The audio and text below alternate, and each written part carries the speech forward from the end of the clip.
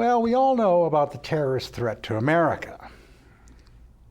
But the threat of terrorism is nothing new in American history.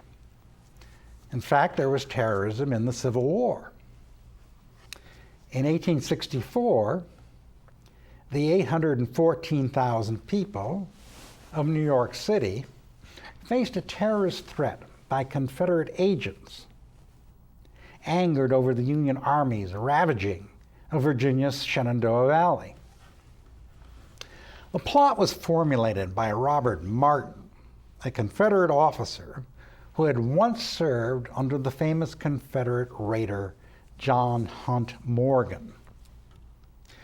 Martin, with 6 others, planned to set fire to large hotels on Election Day, November the 8th, 1864, while Southern sympathizers would simultaneously begin an uprising similar to the draft riots of 1863 among the large, teeming immigrant population living in poverty around the slum of 5 Points. The draft riots of July 1863 shut the city down for 3 days as rioters burned, looted, and killed. Union troops marched straight from the battlefield of Gettysburg to put down the riot. Some 118 people died.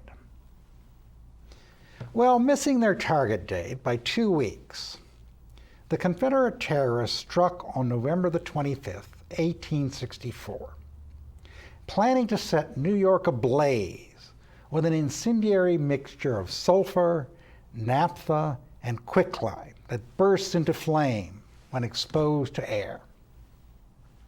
Over a dozen buildings were set on fire in a 4-hour period.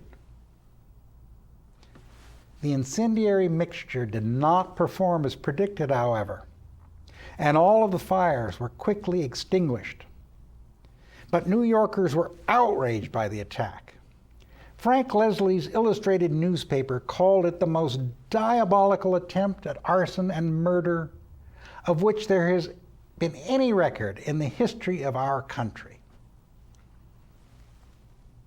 The New York Times called the plot one of the most fiendish and inhuman acts known to modern times. None of the Southern agents were ever apprehended.